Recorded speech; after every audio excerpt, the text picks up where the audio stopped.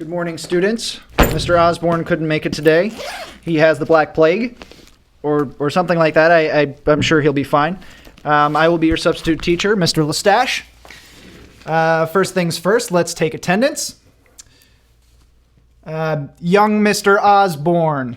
Here. Okay. And Mr. Osborne left a note for me to read to the class. So, dear substitute, please show the video I left. Make sure the students pay attention and take copious notes during the video. There will be a series of examinations to follow. So let's get started. There we go. Hello, Britlit scholars and fellow non-famous people. I'm Mr. Osborne, and this is your last unit preview. Yes, it's true. It's contemporary voices, which means we've almost reached the end of our story. Just one more... What the deuce is wrong with you? Nothing. I just can't believe it's over. Come, man, that's no way to act. Pull it together, son. Stiff upper lip and all that. Besides, there'll always be the fond memories of the times we spent studying British literature together. I'll always treasure them. Really? You're not just saying that to cheer me up? Oh, of course I am. I need to roll the opening credits, and I wish to goodness you'd just be quiet. Well, we're off to a great start.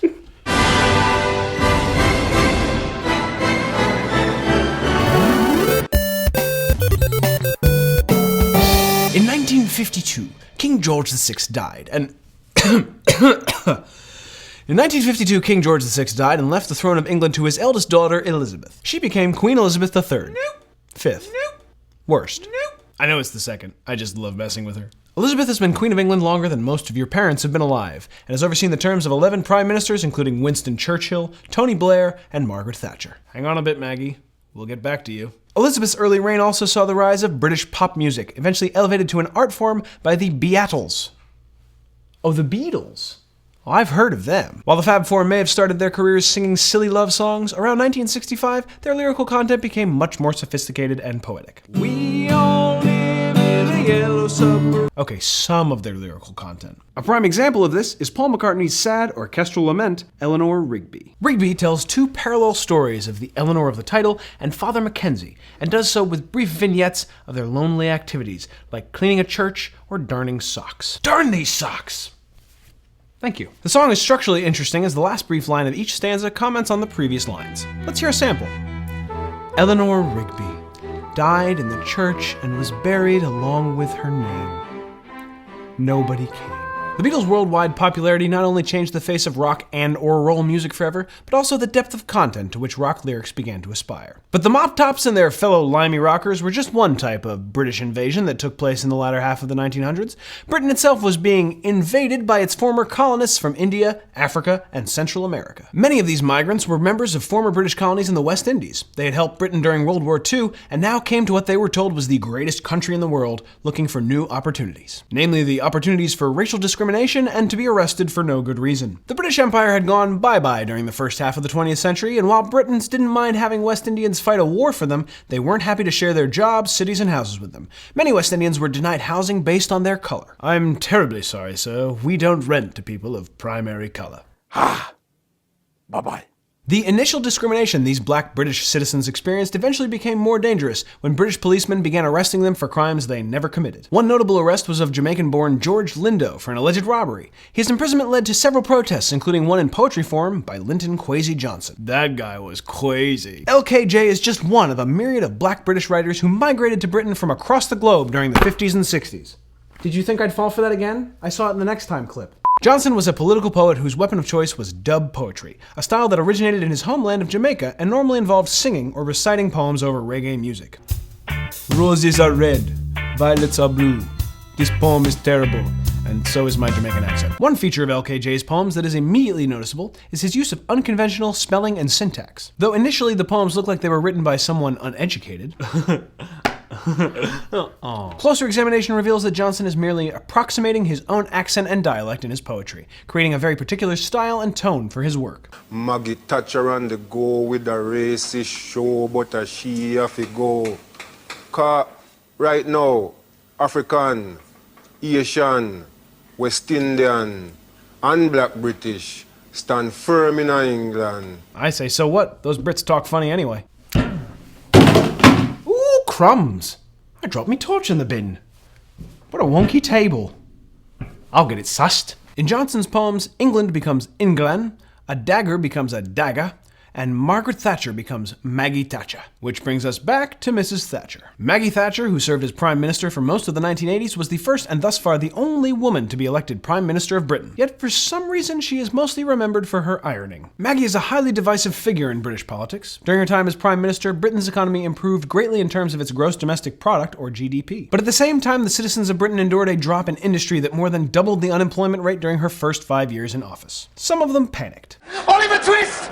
Jeffrey Dickens! Back to Victorian values! I hope you're satisfied, Thatcher! Others used their skills with words to try and address some of the injustices they saw in Britain. One person who spent the 1980s writing instead of panicking was Carol Ann Duffy, a Scottish poet and the current Poet Laureate of Britain. While not as overtly political as LKJ's work, Duffy's poems often address the struggles of life in Thatcher's Britain. Take this section from Education for Leisure. Once a fortnight, I walked 2 miles into town for signing on. They don't appreciate my autograph.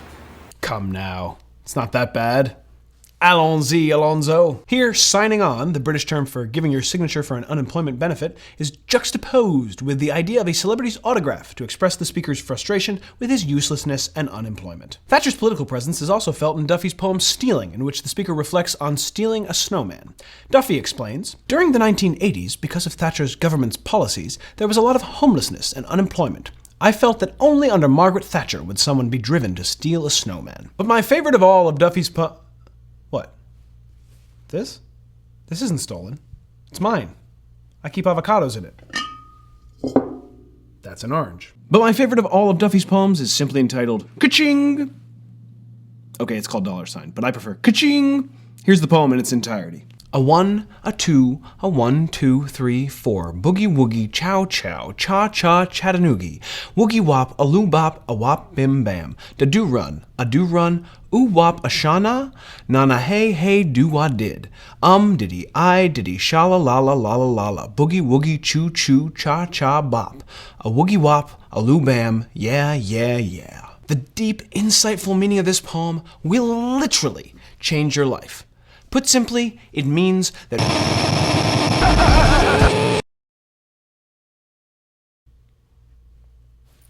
Okay, so there's something wrong with the video. Let me see. We'll just have to skip ahead.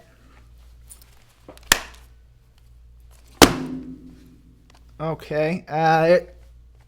There we go. There we go. All right. Let's do this thing. I know. Mind-blowing, right? You'd think all of British literature was leading to that single poem. Well, you'd be wrong. As we come to what we call the end of the story of British literature, we must remember that today's Brit-Lit is in no way the culmination of everything that came before it. Like all art forms and even history itself, literature will continue to evolve and grow long after we've exited the scene, and that won't be the end either. As long as Great Britain exists, its peoples will continue to write great poems, plays, novels, films, songs, and candamenzas, which is a future genre I just made up. So keep your eye on those wily Brits as time goes on. Though their culture and place in the world has changed immensely since the Angles and Saxons, I'm willing to bet they've still got some important things to say.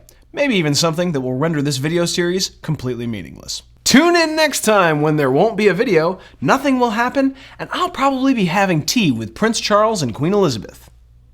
My 2 dogs. Yep. Thanks for watching.